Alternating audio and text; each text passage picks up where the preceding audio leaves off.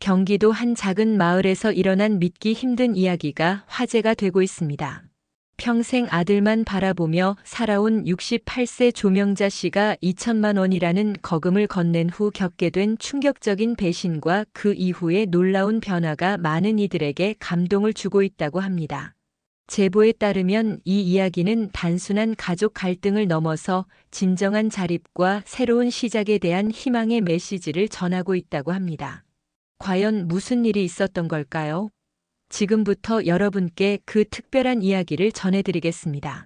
여기서 잠깐 더 많은 이야기와 재미있는 콘텐츠를 놓치지 않으시려면 지금 바로 구독과 알림 설정을 해주세요. 여러분의 관심이 저희 채널에게 큰 힘이 됩니다. 조명자는 매일 아침 5시 반에 눈을 떴습니다. 68세의 나이에도 불구하고 그녀의 하루는 활기차게 시작되었죠. 남편을 먼저 떠나보낸 지 벌써 10년이 흘렀지만 조명자는 한 번도 자신을 불행하다고 생각해 본 적이 없었어요. 오늘도 좋은 하루가 될 거야. 조명자는 침대에서 일어나 작은 창문을 열었습니다. 봄바람이 살랑살랑 불어와 하얀 머리카락을 간지럽혔죠. 40년 전 남편과 함께 시작한 작은 카페 햇살은 이제 동네에서 가장 따뜻한 쉼터가 되었어요. 카페 문을 열자마자 단골 할머니들이 하나둘 모여들었습니다. 명자야, 오늘 커피 향이 유독 좋네. 70대 중반의 박순덕 할머니가 평소보다 더 환한 미소를 지었어요. 조명자는 직접 볶은 원두로 내린 아메리카노를 정성스럽게 건넸죠. 할머니, 이 커피는 제가 지난주에 새로 받은 원두예요. 에티오피아산이라니까요. 조명자의 목소리에는 자부심이 가득했습니다. 작은 카페지만 그녀만의 노하우가 담긴 커피 맛은 동네에서 소문이 자자했거든요. 오후 2시쯤 조명자의 휴대폰이 울렸습니다. 화면에 민호라는 이름이 떴을 때 그녀의 얼굴은 꽃처럼 환해졌어요. 어머, 우리 아들이다. 엄마 안녕하세요. 오늘 시간 괜찮으신가요? 민호의 목소리가 평소보다 들뜬 것 같았습니다. 그럼 언제든 괜찮지. 무슨 일이야? 조명자는 커피잔을 닦던 손을 멈췄어요. 사실 엄마께 말씀드릴 게 있어서요. 서연이하고 저녁에 집으로 갈게요. 조명자는 가슴이 두근거리기 시작했습니다. 민호가 사귀는 여자친구 서연을 처음 소개받은 지도 벌써 1년이 넘었죠. 29살의 서연은 은행에서 일하는 똑똑하고 예쁜 여자였어요. 조명자는 서연을 볼 때마다 며느리로 들어왔으면 하는 마음이 간절했습니다. 혹시 조명자는 말을 잇지 못했어요. 너무 기대하면 안 된다는 생각과 함께 마음 한편으로는 이미 답을 알고 있는 것 같았죠. 예, 맞아요, 엄마. 결혼하기로 했어요. 조명자는 손으로 입을 막았습니다. 기쁨의 눈물이 주르르 흘러내렸어요. 정말이니? 정말로? 네, 엄마. 서연이도 엄마 정말 좋아해요. 오늘 저녁에 정식으로 인사드리러 갈게요. 전화를 끊은 후 조명자는 한동안 제자리에 서 있었습니다. 손님들도 조명자의 표정 변화를 금세 알아챘죠. 명자야, 무슨 좋은 일 있나? 박순덕 할머니가 호기심 어린 눈으로 물었어요. 우리 민호가 결혼해요. 조명자의 목소리는 떨렸습니다. 드디어 며느리를 얻게 됐네요. 카페 안이 순식간에 축하 인사로 떠들썩해졌어요. 할머니들은 너나 할 것 없이 조명자를 축하했고 조명자는 그동안 혼자 아들을 키운 보람이 이런 것이구나 싶었습니다. 저녁 준비를 위해 카페 문을 일찍 닫고 조명자는 장을 보러 나갔어요. 민호가 좋아하는 갈비찜 재료와 서연이 즐겨 먹는다고 했던 나물 반찬들을 정성스럽게 골랐죠. 마트에서 계산할 때 합계가 15만 원이 나왔지만 오늘만큼은 아깝지 않았습니다. 집으로 돌아와 부엌에서 요리를 시작한 조명자의 손길은 평소보다 더욱 정성스러웠어요. 갈비를 재우고 시금치와 콩나물을 다듬으면서 그녀는 앞으로 펼쳐질 행복한 가족의 모습을 그려봤습니다. 언젠가는 손자, 손녀도 생기겠죠. 그 아이들과 함께 카페에서 쿠키를 만들고 동화책을 읽어주는 상상만으로도 가슴이 벅찼어요. 시계는 어느새 오후 5시를 가리키고 있었습니다. 민호와 서연이 올 시간까지 아직 2시간이 남았지만 조명자는 이미 완벽하게 준비를 마쳤죠. 거울 앞에서 옷을 갈아입고 머리도 예쁘게 빗었습니다. 오늘은 정말로 특별한 날이 될 것 같았어요. 저녁 7시 정각 현관문에서 벨소리가 울렸습니다. 조명자는 마음을 가다듬고 문을 열었어요. 민호가 서연의 손을 잡고 서 있었죠. 서연은 예쁜 원피스를 입고 손에는 케이크 상자를 들고 있었습니다. 어머니, 안녕하세요. 오늘 정말 감사해요. 서연이 정중하게 인사했어요. 조명자는 서연의 예의 바른 모습에 마음이 더욱 흐뭇해졌습니다. 어서 와, 서연아. 민호야, 얼른 들어와. 조명자는 두 사람을 반갑게 맞았죠. 거실 탁자에는 조명자가 정성스럽게 준비한 음식들이 가득했어요. 갈비찜에서 나는 고소한 냄새가 집안을 가득 채웠습니다. 민호는 엄마가 준비한 음식을 보더니 감탄했어요. 와, 엄마. 이게 다 뭐예요? 너무 많이 준비하셨네요. 오늘 같은 날 이 정도는 해야지. 조명자는 서연에게 앞치마를 두르며 말했습니다. 서연아, 앉아 있어. 내가 다 할게. 아니에요, 어머니. 제가 도와드릴게요. 서연이 일어나려 하자 조명자는 손사래를 쳤어요. 식사를 시작하면서 이야기꽃이 피었습니다. 민호는 회사에서 승진 이야기를 했고 서연은 은행 업무에 대해 재미있게 들려줬어요. 조명자는 두 사람의 알콩달콩한 모습을 보며 흐뭇해했습니다. 어머니, 갈비찜 정말 맛있어요. 민호 오빠가 자랑할 만하네요. 서연이 진심 어린 칭찬을 했어요. 우리 서연이가 좋아하니까 다행이다. 앞으로도 자주 해줄게. 조명자의 목소리에는 기쁨이 가득했습니다. 식사가 거의 끝나갈 무렵 서연이 조심스럽게 입을 열었어요. 어머니, 사실 말씀드리고 싶은 게 있어서요. 조명자는 수저를 내려놓고 서연을 바라봤습니다. 서연의 표정이 갑자기 진지해진 것 같았어요. 결혼 준비하려면 비용이 만만치 않잖아요. 저희가 조금씩 모아두긴 했는데. 서연이 말을 잇지 못하고 민호를 쳐다봤습니다. 민호가 대신 말을 이어갔어요. 엄마, 혹시 카페 운영 자금에서 일부를 미리 빌려주실 수 있을까요? 결혼식 비용이랑 신혼집 전세금 때문에요. 조명자는 잠깐 당황했습니다. 예상하지 못한 이야기였거든요. 카페 수입으로는 겨우 생활비를 충당하는 정도였어요. 그래도 아들의 결혼을 위해서라면 어떻게든 해야겠다는 생각이 들었습니다. 얼마나 필요한데? 조명자가 조심스럽게 물었어요. 2천만 원 정도요. 결혼식장 계약금이랑 예물가, 그리고 신혼집 전세 보증금 일부까지 합치면요. 서연이 구체적인 금액을 말했습니다. 조명자의 마음이 복잡해졌어요. 2천만 원은 작은 돈이 아니었습니다. 카페 월 수입이 200만 원 정도였으니 거의 10개월치 수입에 해당하는 금액이었죠. 하지만 아들의 행복한 결혼을 위해서라면 못할 것도 없었어요. 언제까지 필요해? 조명자는 이미 마음을 정한 듯한 목소리로 물었습니다. 다음 달 안에 준비할 수 있으면 좋겠어요.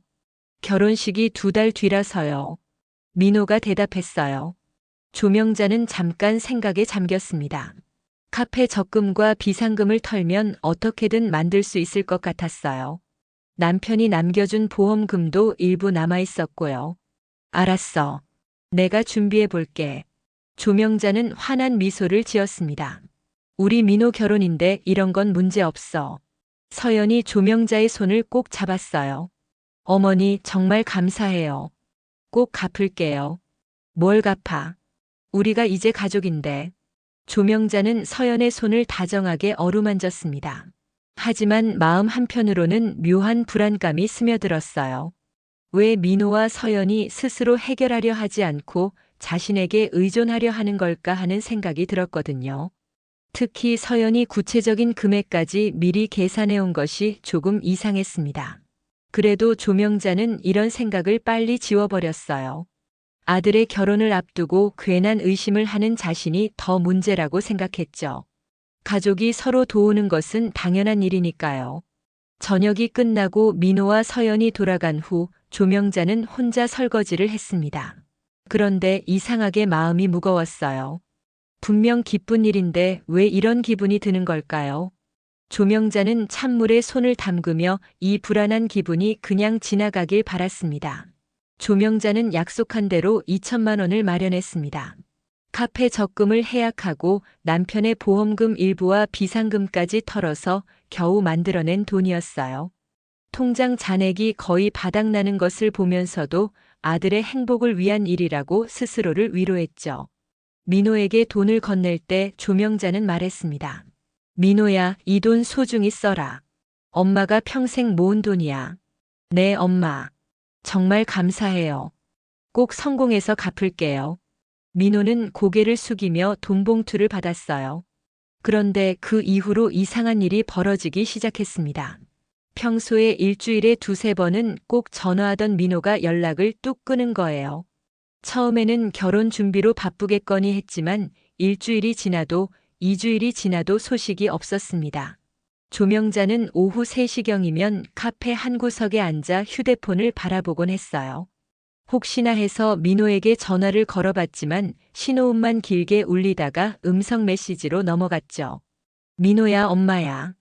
별일 없지? 전화 한번 해라. 조명자는 떨리는 목소리로 메시지를 남겼습니다. 하지만 민호로부터 답장은 오지 않았어요. 단골 손님들도 조명자의 변화를 눈치챘습니다. 평소에 밝고 활기찼던 조명자가 요즘 들어 자주 한숨을 쉬고 멍하니 창밖만 바라보는 일이 많아졌거든요. 명자야, 요즘 왜 그래? 얼굴이 많이 상했네. 박순덕 할머니가 걱정스럽게 물었어요. 아무것도 아니에요. 그냥 좀 피곤해서요. 조명자는 억지로 미소를 지었지만 그 미소는 예전 같지 않았습니다. 사흘째 되는 날 조명자는 참지 못하고 서연에게 전화를 걸었어요. 혹시 민호가 아파서 연락을 못하는 건 아닌지 걱정이 됐거든요. 여보세요, 서연아? 엄마야. 어머니. 안녕하세요. 서연의 목소리는 평소보다 차가웠습니다. 민호가 요즘 전화를 안 해서 걱정돼. 혹시 아픈 거 아니야? 아니에요. 민호 오빠는 괜찮아요. 요즘 회사 일이 많아서 바빠요. 그래? 그럼 다행이다. 결혼 준비는 잘 되고 있어? 네, 잘 되고 있어요. 그럼 저 바빠서 이만 끊을게요. 뚝 전화가 끊어졌습니다. 조명자는 휴대폰을 내려다보며 허탈한 기분을 감출 수 없었어요. 서연의 태도가 예전과 너무 달랐거든요. 예전에는 어머니라고 정중하게 부르고 대화도 길게 했었는데 오늘은 마치 귀찮다는 듯이 대충 넘어가 버렸죠. 그날 밤 조명자는 잠들지 못하고 뒤척였습니다. 뭔가 잘못되고 있다는 직감이 들었어요. 왜 민호가 갑자기 연락을 끊었을까요? 돈을 받은 후부터 이상해진 것 같았는데 설마 그 돈만 받고 엄마는 관심 없어진 건 아니겠죠? 다음 날 아침 조명자는 평소보다 일찍 카페를 열었습니다. 일에 집중하면 복잡한 생각들이 정리될 것 같았거든요. 그런데 첫 손님으로 들어온 이웃 아주머니가 이상한 말을 했어요. 명자 씨, 어제 시내에서 민호 봤는데 인사도 안 하고 지나가더라고요. 혹시 무슨 일 있어요? 조명자의 가슴이 철렁 내려앉았습니다. 어디서요? 롯데백화점 근처 카페에서요. 여자분하고 같이 있었는데 제가 손을 흔들어도 못 본 척 하더라고요. 조명자는 그날 하루 종일 멍했어요. 민호가 시내에 있으면서도 엄마에게는 연락 한 번 하지 않았다는 게 믿어지지 않았거든요. 더군다나 이웃 아주머니를 못 본 척 했다니 예전에 예의 바른 민호와는 너무 다른 모습이었어요. 저녁이 되자 조명자는 더 이상 참을 수 없었습니다. 민호에게 직접 찾아가기로 했어요. 민호가 사는 원룸까지는 버스로 1시간 정도 걸렸죠. 원룸 앞에 도착해서 초인종을 눌렀지만 아무도 나오지 않았어요. 관리사무소에 물어보니 민호는 한 달 전에 이사를 갔다고 했습니다. 조명자는 그 자리에 주저앉고 싶었어요. 아들이 이사를 가면서도 엄마에게는 말 한마디 하지 않았다니요. 집으로 돌아온 조명자는 거실 소파에 털썩 주저앉았습니다. 텅 빈 집이 이렇게 적막할 줄 몰랐어요. 평생 아들만 바라보고 살아온 자신이 이제는 아들에게 버림받은 것 같았습니다.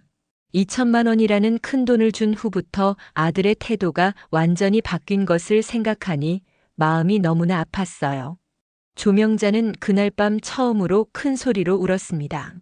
혼자 아들을 키우면서도 울지 않았던 조명자가 이제 와서 이렇게 무력해질 줄 몰랐어요. 민호의 연락이 끊긴 지 한 달이 지났습니다.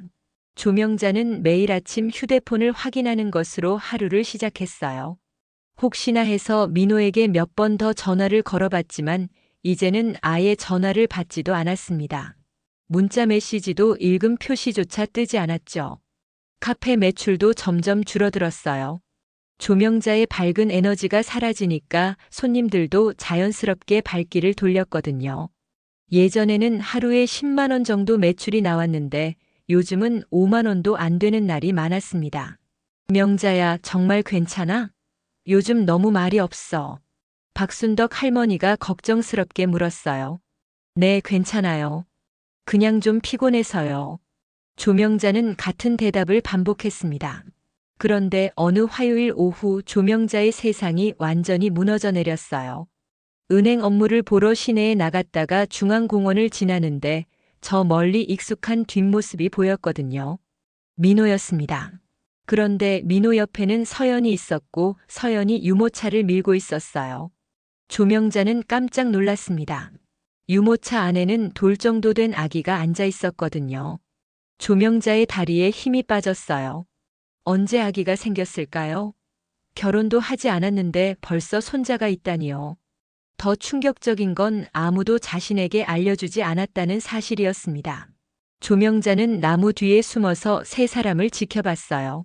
민호가 아기를 안아 올리자 아기가 까르르 웃었습니다.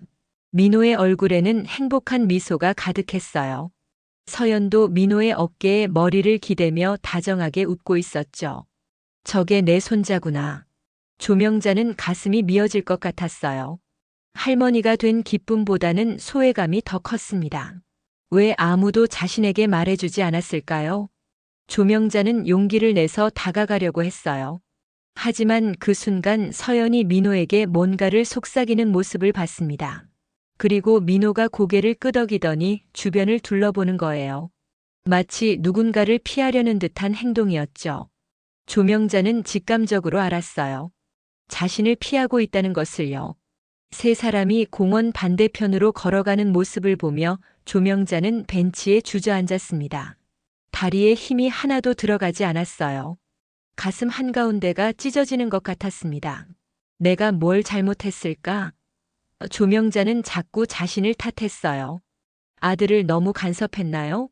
아니면 서연이 마음에 들지 않는다는 내색을 했나요? 아무리 생각해도 잘못한 게 없는데 왜 이런 취급을 받아야 하는 걸까요? 집으로 돌아온 조명자는 거실에 앉아 멍하니 시간을 보냈어요. 저녁을 먹을 기운도 없었고 텔레비전을 켜놔도 무슨 내용인지 귀에 들어오지 않았습니다. 그날 밤 조명자는 남편 사진 앞에 앉았어요. 여보, 내가 뭘 잘못했을까요? 우리 민호가 왜 이러는지 모르겠어요. 남편은 대답하지 않았지만 조명자는 계속 중얼거렸습니다. 손자도 있는데 할머니한테는 보여주지도 않네요. 내가 그렇게 나쁜 엄마였나요? 다음 날부터 조명자는 공원을 자주 갔어요. 혹시나 다시 민호 가족을 만날 수 있을까 해서였죠. 하지만 이상하게 한 번도 마주치지 못했습니다. 아마 서연이 조명자를 봤을 때 민호에게 말했을 거예요. 그래서 이제는 그 공원을 아예 오지 않는 것 같았어요. 일주일이 지난 어느 날 조명자는 마트에서 장을 보고 있었습니다. 유아용품 코너 앞을 지나가는데 갑자기 눈물이 터져 나왔어요. 손자를 위해 하나라도 사주고 싶었지만 그럴 수도 없는 상황이 너무 원망스러웠거든요. 할머니, 괜찮으세요? 마트 직원이 걱정스럽게 다가왔어요. 아, 네. 괜찮아요. 조명자는 서둘러 눈물을 닦았습니다. 집으로 돌아온 조명자는 처음으로 진지하게 생각해 봤어요. 아들에게 매달리며 사는 것이 정말 옳은 일일까요? 이렇게 무시당하면서까지 아들의 사랑을 구걸해야 하는 걸까요? 조명자는 서랍을 뒤져서 오래된 종이 봉투를 꺼냈어요. 그 안에는 남편이 생전에 사둔 시골집 등기서가 들어 있었습니다. 결혼 초기에 남편이 언젠가 여기서 조용히 살자며 사둔 작은 시골집이었어요. 등기서를 들여다보니 집 주소가 적혀 있었습니다. 경기도 양평의 작은 마을이었죠. 조명자는 갑자기 그곳이 궁금해졌어요. 아들에게 매달리지 않고도 혼자서 살 수 있을까요? 그날 밤 조명자는 처음으로 아들이 아닌 자신의 미래를 생각해 봤습니다. 이제는 정말로 새로운 삶을 시작해야 할 때가 온 것 같았어요. 조명자는 그날 이후로 카페 일에 집중하려고 노력했지만 마음이 자꾸 흔들렸어요.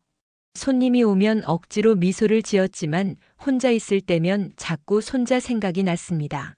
그 아이의 이름도 모르고 언제 태어났는지도 모른 채로 할머니가 되어버렸다는 사실이 너무 서러웠어요. 며칠 지나지 않아 더 큰 충격이 기다리고 있었습니다. 동네 이웃 김영애 씨가 카페로 찾아온 거예요.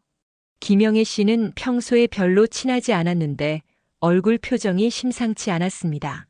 명자 씨, 잠깐 이야기할 수 있을까요? 김영애 씨가 조심스럽게 말을 꺼냈어요. 무슨 일이세요? 조명자는 불안한 마음으로 물었습니다. 사실 어제 시내 아울렛에서 민호 씨를 봤거든요.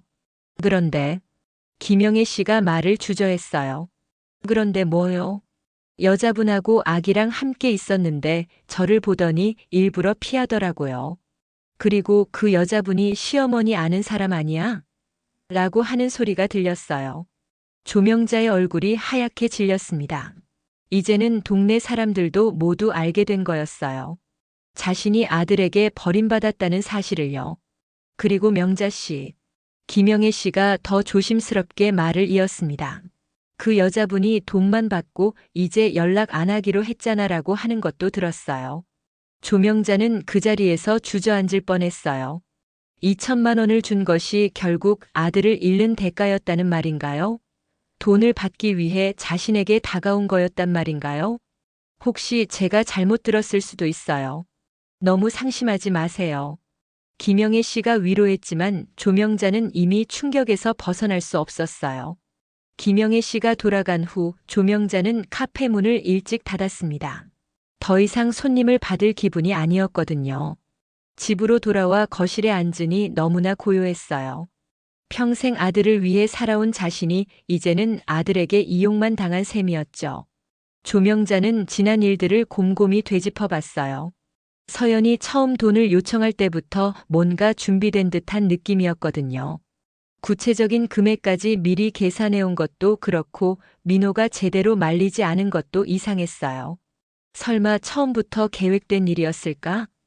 조명자는 생각하기도 싫은 가능성을 떠올렸습니다. 아들과 며느리가 자신을 이용하기 위해 연극을 했다는 거죠. 그날 밤 조명자는 통장을 꺼내서 잔액을 확인해 봤어요. 30만 원이 전부였습니다. 평생 모은 돈을 아들에게 다 준 후 이렇게 남은 거였어요. 카페 매출도 줄어들고 있어서 앞으로 생활비도 걱정이었습니다. 다음 날부터 조명자는 하루하루가 지옥 같았어요. 동네 사람들이 자신을 보는 시선이 예전과 달라진 것 같았거든요. 김영애 씨가 소문을 퍼뜨렸는지 사람들이 수군거리며 자신을 바라보는 것 같았어요. 카페에 오는 손님도 점점 줄어들었습니다. 하루에 2~3명 오면 다행이었어요. 박순덕 할머니마저 요즘은 자주 오지 않았죠. 아마 조명자의 우울한 기운 때문에 분위기가 너무 무거워진 것 같았어요. 어느 목요일 오후 조명자는 카페에서 혼자 설거지를 하고 있었습니다. 컵 3개가 전부였어요. 하루 종일 손님이 3명밖에 안 온 거였죠. 매출은 10,000원도 안 됐습니다. 설거지를 하던 조명자의 손이 갑자기 멈췄어요. 커피잔이 손에서 미끄러져 바닥에 떨어져 산산조각 났습니다. 조명자는 그 자리에 주저앉아 울기 시작했어요. 내가 뭘 잘못했을까? 조명자는 바닥에 흩어진 유리 조각을 보며 중얼거렸습니다. 평생 아들만 믿고 살았는데 그때 갑자기 남편이 남겨둔 시골집이 떠올랐어요. 조명자는 서둘러 서랍에서 등기서를 꺼냈습니다. 경기도 양평군 어느 마을 그곳에 남편이 사둔 작은 집이 있었어요. 조명자는 등기서를 꽤 오랫동안 들여다봤습니다. 주소를 보니 갑자기 그곳이 어떤 모습일까 궁금해졌어요. 아들에게 배신당한 이 도시를 떠나서 새로운 곳에서 살면 어떨까요? 그래, 이제는 나를 위해 살아보자. 조명자는 처음으로 확고한 다짐을 했습니다. 아들을 기다리며 절망 속에서 살기보다는 차라리 혼자서라도 당당하게 살아보고 싶었어요. 조명자는 그날 밤 컴퓨터를 켜서 양평 그 마을에 대해 찾아봤습니다. 버스로 2시간 정도 걸리는 작은 시골 마을이었어요. 사진을 보니 산과 들이 아름다운 평화로운 곳 같았습니다. 내일 한번 가봐야겠어. 조명자는 오랜만에 희망을 품었습니다. 아들이 자신을 버렸다면 이제는 정말로 독립할 때가 온 것 같았어요. 토요일 아침 조명자는 오랜만에 일찍 일어났습니다. 마음속에 묘한 설렘이 있었어요. 아들을 떠올릴 때마다 느꼈던 그 무거운 감정 대신 오늘은 뭔가 새로운 시작에 대한 기대감이 들었거든요. 간단히 가방을 챙기고 버스 터미널로 향했습니다. 양평행 버스표를 끊으면서 조명자는 가슴이 두근거렸어요. 언제 마지막으로 혼자 여행을 해봤는지 기억도 안 났거든요. 결혼한 후로는 늘 남편과 남편이 세상을 떠난 후로는 아들 생각만 하며 살아왔으니까요. 버스가 도심을 벗어나면서 창밖 풍경이 바뀌기 시작했습니다. 회색빛 건물들이 녹색 들판으로 바뀌고 복잡한 도로가 한적한 시골길로 변해갔어요. 조명자는 처음으로 마음이 편안해지는 것을 느꼈습니다. 2시간 후 버스는 작은 시골 정류장에 멈췄어요. 조명자가 내린 곳은 신촌마을이라는 작은 버스 정류장이었습니다. 주변은 온통 산과 논밭뿐이었어요. 공기가 너무 맑아서 깊숙이 들이마시니 폐 깊숙한 곳까지 시원해졌습니다. 등기서에 적힌 주소를 보며 걸어가니 마을 끝자락에 작은 집 한 채가 보였어요. 빨간 기와 지붕에 하얀 벽돌로 지은 단층 집이었습니다. 대문도 없이 작은 울타리만 있었죠. 집 앞에 서니 가슴이 뭉클해졌어요. 남편이 언젠가 여기서 조용히 살자고 했던 그 말이 생각났거든요. 그때는 왜 이런 시골에서 살자고 하는지 이해가 안 됐는데 지금 와서 보니 남편의 마음을 알 것 같았어요. 집 열쇠는 화분 밑에 숨겨져 있었습니다. 남편이 생전에 말해둔 대로였어요. 문을 열고 들어가니 먼지 냄새가 코를 찔렀지만 집 구조는 생각보다 괜찮았습니다. 거실과 방 2개, 작은 부엌이 있었어요. 창문을 열어젖히니 뒷마당으로 작은 텃밭과 감나무 한 그루가 보였습니다. 멀리는 산이 병풍처럼 둘러싸고 있었죠. 여보, 여기 정말 좋네요. 조명자는 혼잣말을 했습니다. 왜 그때는 몰랐을까요? 집을 둘러보고 있는데 담 너머로 할머니 한 분이 고개를 내밀었어요. 어머, 새로 오신 분인가요? 할머니가 다정한 목소리로 물었습니다. 아, 안녕하세요. 저는 조명자라고 해요. 이 집 주인이에요. 조명자가 인사를 했습니다. 어머나, 이 집 주인이셨어요? 저는 한복순이에요. 바로 옆집에 살아요. 할머니가 환한 미소를 지었어요. 남편분이 돌아가신 후로 빈집이라 걱정했는데 이렇게 오셔서 다행이네요. 한복순 할머니는 70대 초반 정도로 보였는데 얼굴에 주름은 많았지만 눈빛이 참 따뜻했어요. 조명자는 오랜만에 진짜 웃음이 나왔습니다. 혹시 오늘 여기서 주무실 거예요? 한복순 할머니가 물었어요. 아니요, 그냥 둘러보러 온 거예요. 이사 올지 생각해 보려고요. 그럼 우리 집에서 점심이라도 드시고 가세요. 혼자 사시는 것 같은데 이런 시골에서 어떻게 지내는지 알려드릴 게 있어요. 조명자는 할머니의 친절이 고마웠어요. 도시에서는 이웃과 인사도 제대로 나누지 않고 살았는데 이곳은 정말 다른 것 같았거든요. 한복순 할머니네 집은 조명자네보다 조금 더 컸어요. 마당에는 온갖 채소들이 자라고 있었고 닭들도 몇 마리 돌아다니고 있었습니다. 우리 마을은 20가구 정도 살아요. 다들 착한 사람들이에요. 할머니가 된장찌개를 끓이며 말했습니다. 요즘은 귀촌하는 사람들도 많이 와요. 특히 혼자 사는 분들이 많아졌어요. 점심을 먹으면서 할머니는 마을 이야기를 들려줬어요. 마을 회관에서 요가 교실도 하고 주민들이 함께 텃밭도 가꾼다고 했습니다. 무엇보다 사람들이 서로 도우며 살아간다는 말이 조명자에게는 새로웠어요. 명자 씨도 여기 오시면 외롭지 않을 거예요. 우리가 다 가족처럼 지내거든요. 조명자는 그 말을 들으며 가슴이 따뜻해졌습니다. 아들에게 버림받아 상처받은 마음이 조금씩 치유되는 것 같았어요. 점심을 마치고 마을을 한 바퀴 둘러봤습니다. 작은 슈퍼마켓과 보건소, 마을 회관이 있었어요. 생활하는 데 필요한 기본적인 시설은 다 갖춰져 있었죠. 버스 시간이 되어 마을을 떠날 때 한복순 할머니가 손을 흔들며 배웅해줬어요. 명자 씨, 꼭 다시 와요. 우리 마을에서 새로운 시작하면 좋겠어요. 버스에 앉아 창밖을 바라보며 조명자는 처음으로 확신을 가졌습니다. 이곳에서 새로운 삶을 시작해보고 싶다고요. 아들 없는 삶이 두렵긴 했지만 더 이상 누군가의 시선에 휘둘리지 않고 당당하게 살고 싶었어요. 집으로 돌아온 조명자는 그날 밤 이사 준비를 시작했습니다. 이제 정말로 새로운 인생이 시작될 것 같았어요. 일주일 후 조명자는 정말로 시골집으로 이사했습니다.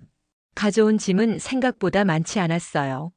필요한 옷가지와 몇 권의 책, 그리고 남편의 사진 몇 장이 전부였죠.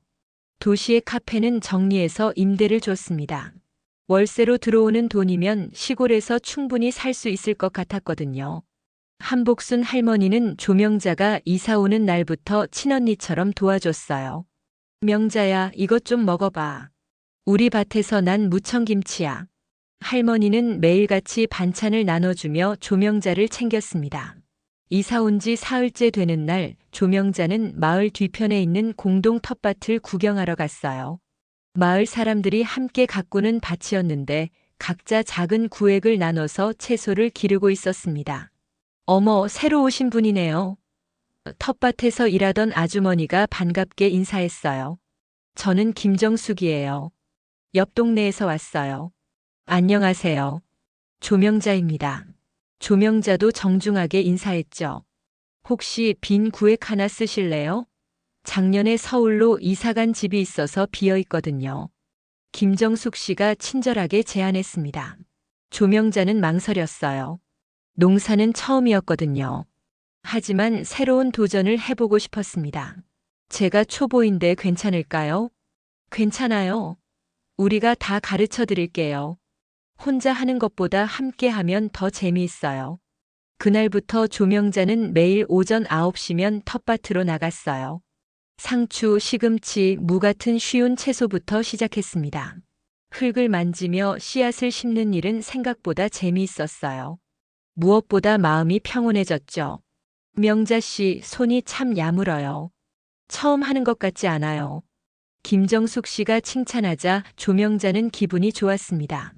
텃밭에서 일하다 보니 자연스럽게 마을 사람들과 친해졌어요. 50대 김영미 씨는 퇴직 후 귀촌한 전직 교사였고 60대 박철수 씨는 서울에서 작은 회사를 운영하다가 시골로 내려온 분이었어요. 모두들 저마다의 사연을 가지고 이곳에 정착한 사람들이었죠. 한 달이 지나자 조명자에게 새로운 기회가 찾아왔습니다. 마을 회관에서 아이들을 위한 프로그램을 기획하고 있었는데 조명자에게 도움을 요청한 거예요. 명자 씨가 카페 운영 경험도 있고 사람들 상대하는 걸 잘하시니까 맡아주시면 좋겠어요. 마을이장인 최두환 씨가 부탁했습니다. 그 프로그램은 이동 도서관 봉사활동이었어요. 주말마다 마을 아이들과 근처 다른 마을 아이들을 위해 책을 읽어주고 간단한 독후 활동을 하는 일이었죠. 제가 할 수 있을까요? 아이들과 지낸 경험이 많지 않은데. 조명자는 걱정됐어요. 괜찮아요. 아이들은 진심으로 대하면 다 알아요. 김영미 씨가 격려해줬습니다. 첫 번째 이동 도서관 봉사날, 조명자는 떨리는 마음으로 마을 회관에 갔어요. 유치원생부터 초등학생까지 15명 정도의 아이들이 모여 있었습니다. 안녕하세요, 아이들아. 저는 명자 할머니예요. 조명자가 인사하자 아이들이 한 목소리로 대답했어요. 안녕하세요, 명자 할머니. 조명자는 준비해온 동화책을 펼쳤습니다. 콩쥐 팥쥐 이야기였어요. 아이들은 조명자의 생동감 넘치는 목소리에 빠져들었죠. 콩쥐가 정말 불쌍해요. 7살 민지가 말했어요. 그렇지? 하지만 콩쥐는 선한 마음을 잃지 않았어. 그래서 마지막에 행복해진 거야. 조명자가 따뜻하게 설명했습니다. 아이들과 함께 독후 활동으로 콩쥐 팥쥐 인형극을 만들어 봤어요. 아이들은 저마다 역할을 맡아 신나게 연기했습니다. 조명자는 오랜만에 진짜 웃음을 터뜨렸어요. 명자 할머니 다음 주에도 올 거죠? 9살 준호가 조명자의 손을 잡으며 물었어요. 그럼 꼭 올게. 조명자는 아이의 머리를 쓰다듬었습니다. 집으로 돌아오는 길 조명자는 가슴이 벅찼어요. 아이들의 순수한 눈빛을 보며 자신도 모르게 할머니 역할에 빠져들었거든요. 손자 하유리를 볼 수 없어서 아쉬웠지만 이 아이들이 자신을 명자 할머니라고 부르는 것만으로도 충분히 행복했어요. 그날 밤 조명자는 일기를 썼습니다. 결혼 이후 처음으로요. 오늘 아이들과 시간을 보내며 깨달았다.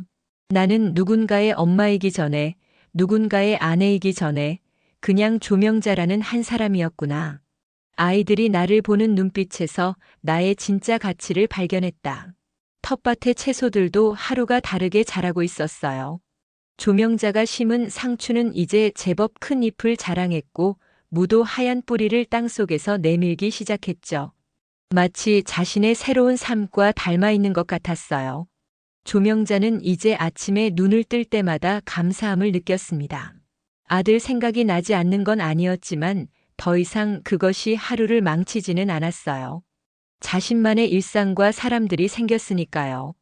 시골에서의 삶이 석 달째 접어들면서 조명자는 완전히 새로운 사람이 된 것 같았어요. 매일 아침 새소리에 눈을 뜨고 텃밭에서 자란 채소로 아침을 먹고 아이들과 책을 읽으며 오후를 보내는 일상이 너무나 소중했습니다. 무엇보다 아무도 자신을 판단하지 않는 이곳에서 조명자는 진짜 자신을 찾을 수 있었어요. 어느 화요일 조명자는 특별한 아이디어를 떠올렸습니다. 집 앞 작은 마당을 활용해서 북카페를 만들어 보고 싶었거든요. 이동 도서관 활동을 하면서 아이들뿐만 아니라 어른들도 책을 가까이 할 수 있는 공간이 필요하다고 느꼈거든요. 명자야, 정말 좋은 생각이네. 한복순 할머니가 박수를 쳤어요. 우리 마을에 그런 곳이 하나 있으면 얼마나 좋겠어. 조명자는 마당에 작은 파라솔 2개를 설치하고 헌책방에서 산 책들을 예쁜 나무 상자에 정리했어요. 손수 만든 팻말에는 명잔의 마당 북카페라고 적었죠. 커피는 도시에서 쓰던 커피 머신을 가져와서 내렸어요. 개장 첫날 마을 사람들이 하나둘 모여들었습니다. 와, 여기 분위기 정말 좋다. 김영미 씨가 감탄하며 말했어요. 박철수 씨는 경제 관련 책을 읽으며 여유롭게 커피를 마셨죠. 무엇보다 아이들이 좋아했어요. 학교에서 돌아온 아이들이 숙제를 하며 책도 읽고 조명자가 내려준 따뜻한 코코아를 마셨거든요. 조명자는 아이들의 웃음소리를 들으며 마음이 벅찼습니다. 명자 할머니, 여기서 책 읽으니까 집중이 잘 돼요. 초등학교 4학년인 수진이가 말했어요. 그럼 자주 와. 할머니가 맛있는 간식도 만들어줄게. 조명자는 수진이의 머리를 쓰다듬었습니다. 북카페가 문을 연 지 일주일이 지났을 때 예상치 못한 손님이 찾아왔어요. 조명자가 오후에 책을 정리하고 있는데 낯익은 목소리가 들렸거든요. 여기가 북카페인가요? 조명자가 고개를 들어보니 민호와 서연 그리고 유모차에 탄 하율이 서 있었어요. 조명자의 심장이 쿵 떨어지는 것 같았습니다. 석 달 만에 보는 아들과 며느리 그리고 처음 가까이서 보는 손자였거든요. 하율이는 돌이 갓 지난 것 같았어요. 동그란 눈과 통통한 볼이 너무나 사랑스러웠습니다. 조명자는 가슴이 미어지는 것 같았지만 애써 평정심을 유지했어요. 어서 오세요. 뭘 드시겠어요? 조명자는 담담한 목소리로 말했습니다. 민호와 서연은 조명자의 반응에 당황한 것 같았어요. 아마 울거나 화를 낼 거라고 예상했을 텐데 조명자가 의외로 차분했거든요. 엄마. 민호가 조심스럽게 입을 열었어요. 여기서는 저를 사장님이라고 불러주세요. 조명자가 조용히 말했습니다. 손님이시니까요. 서연이 민호의 팔을 꼭 잡더니 뭔가를 속삭였어요. 조명자는 그 모습을 보며 씁쓸한 미소를 지었습니다. 여전히 자신을 경계하고 있는 것 같았거든요. 아메리카노 2잔이요. 민호가 주문했어요. 조명자는 정성스럽게 커피를 내렸습니다. 예전처럼 마음이 흔들리지 않았어요. 오히려 의외로 평온했습니다. 3달 동안 쌓은 자신만의 삶이 있었기 때문이었죠. 커피를 건네주면서 조명자는 하유리를 내려다봤어요. 하유리가 조명자를 보더니 해맑게 웃었습니다. 조명자의 마음이 살짝 흔들렸지만 금세 마음을 다잡았어요. 예쁜 아기네요. 조명자가 진심으로 말했습니다. 건강하게 잘 자라고 있어요. 엄마, 사실 저희가. 민호가 말을 시작하려 했지만 조명자가 손을 들어 말을 막았어요. 말씀 안 하셔도 돼요. 저는 이제 제 인생을 살고 있거든요. 조명자의 목소리에는 단호함이 있었습니다. 돈 걱정은 하지 마세요. 그냥 아이 잘 키우세요. 조명자는 다른 일을 하기 위해 몸을 돌렸어요. 민호와 서연은 커피를 마시며 한동안 앉아 있었지만 조명자는 더 이상 그들에게 신경 쓰지 않았습니다. 마을 아이들이 학교에서 돌아와 북카페로 몰려들자 조명자는 그 아이들과 즐겁게 이야기를 나눴어요. 명자 할머니, 이 사람들 누구예요? 수진이가 호기심 어린 눈으로 물었어요. 그냥 손님이야. 수진아, 오늘 숙제는 뭐지? 조명자는 자연스럽게 화제를 바꿨습니다. 민호와 서연은 1시간 정도 있다가 일어났어요. 계산을 하면서 민호가 다시 한번 말을 걸어보려 했지만 조명자는 영수증을 건네주며 단순히 감사합니다. 또 오세요라고만 했어요. 그들이 떠나고 나서 조명자는 잠깐 마당에 혼자 서 있었습니다. 가슴 한편으로는 여전히 아프긴 했지만 예전처럼 무너지지는 않았어요. 이제는 아들이 아닌 자신만의 삶이 있었거든요. 명자야, 괜찮아? 한복순 할머니가 다가와 걱정스럽게 물었어요. 네, 괜찮아요. 정말로요. 조명자는 환한 미소를 지었습니다. 이제 저에게는 여러분이 있고 아이들이 있고 제가 가꾼 텃밭이 있어요. 충분히 행복해요. 그날 저녁 조명자는 일기장을 펼쳤습니다. 오늘 민호가 찾아왔다. 예전의 나였다면 울며 매달렸을 텐데 이상하게 마음이 평온했다. 나는 이제 누군가의 엄마가 아니라 조명자라는 한 사람으로 살아가고 있다. 이 마을 사람들이 내게 준 사랑과 아이들의 순수한 웃음이 나를 치유해 주었다. 나는 이제 나 자신으로 사는 법을 배웠다. 조명자는 일기장을 덮고 창문 너머 별이 총총한 하늘을 바라봤어요. 내일도 새로운 하루가 시작될 거예요. 텃밭의 채소들을 돌보고 아이들과 책을 읽고 마을 사람들과 따뜻한 커피를 나누는 평범하지만 소중한 하루가요. 조명자의 새로운 봄은 이제 막 시작되었습니다. 누구에게 기대지 않고 누구를 원망하지 않는 진짜 자신만의 봄이었어요.